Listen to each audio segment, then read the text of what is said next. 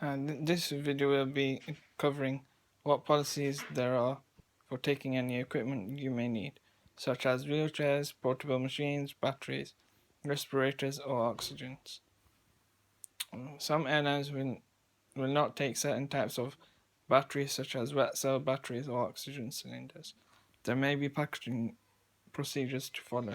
You may be asked about the make and type of your equipment, and there may be some forms to complete. For accommodation,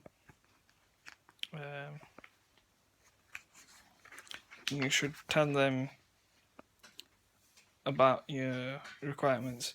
Ask for whatever you need to make you stay comfortable, and ask for written confirmation that they are available.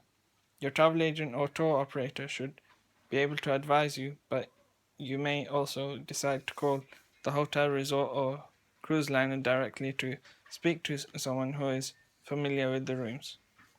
You may want to think about the following: wheelchair access. Is there step-free access to all the main areas of the hotel, resort, or ship? Are there charging facilities for electrical equipment as a wheelchair? For example, a wheelchair. If you have mobility needs or are visually impaired, you should check on the access to public rooms, restaurants, bars, toilets, swimming pool, and beach, etc. Can any equipment you need be hired locally, such as backrests, bathing equipment, hoists, ramps, special mattresses? Information may be available from local disability groups at your destination. Is there a lift? And is a lift available? And if so, will your wheelchair or other equipment fit in it? For another point for accommodation, can you be on the ground floor, and if you wish, or near a suitable lift? Do the bedroom facilities fit your needs? For example, is the door wide enough? Does it open outwards or inwards?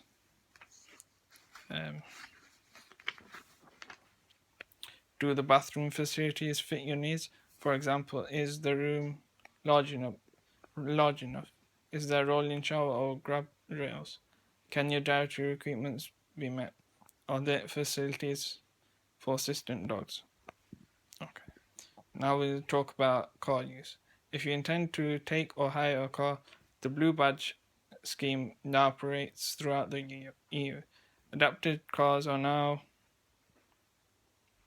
available for hire in many countries. Make sure you know the license requirements, driving laws, and driving conditions of the country you are visiting. When hiring a car, make sure the company is fully aware of all your needs and check the level of insurance they offer. You may feel it is a good idea to extend the insurance. If you need a taxi, however, try to book one in advance and state your needs. But be aware that in many areas, accessible vehicles will not be available. Okay, now this is an important point. Wheelchairs and other equipment. Remember to take with you any necessary equipment such as spare inner tubes and tools, a voltage converter. Check the voltage before you travel, an adapter plug, and a transformer. Wheelchair users should always be boarded on planes first, so it is essential to arrive in good time. Whatever your impairment is, if you think you require additional time to make yourself comfortable, ask to be pre-boarded. This means before other passengers, obviously. Which I personally think it is better arrive before the scheduled departure.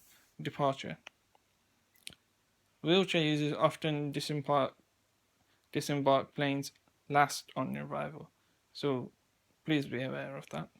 Wheelchair users will be asked to transfer onto another chair, i.e. the aisle chair, so that their own wheelchair can be loaded onto the plane. If your wheelchair is anything other than a standard specification, make sure you ask the crew for it to be made available at the door when you arrive at your destination. The airline may otherwise choose to meet you with one of the airport's operators' wheelchairs, which are not comfortable, on my experiences. To avoid loss and damage, remove seat cushions and any other parts that could easily become separated from the chair, and take these items with you.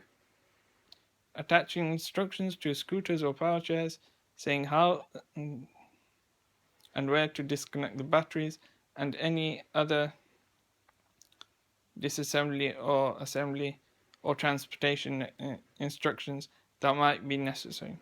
This is important because even if you give handlers instructions at the start of your journey, you may not be able to do the same with the handlers when you arrive. Okay. I'm going to talk about something else now. Just let me find that page. No, not that one.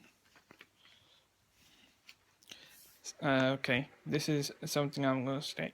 Since July 2007, airlines and tour operators may not refuse to carry passengers or take bookings on the basis of reduced mobility.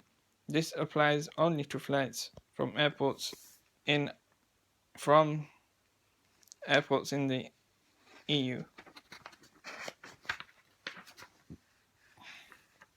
Okay.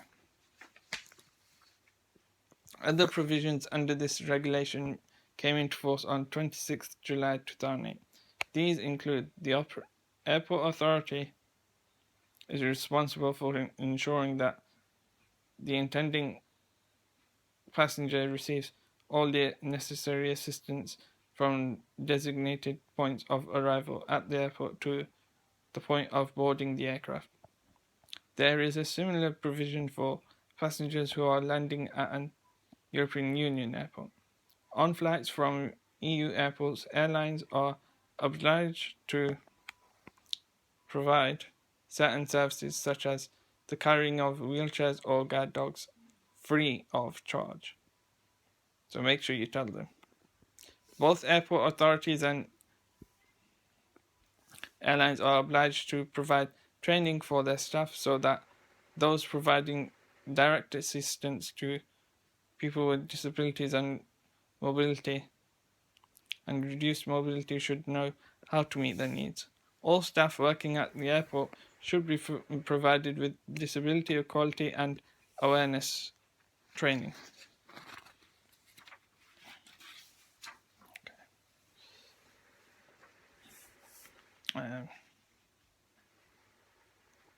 And that's all I have information of. So thank you for watching. Please leave a like, please leave a comment, and please subscribe. Thank you. Bye.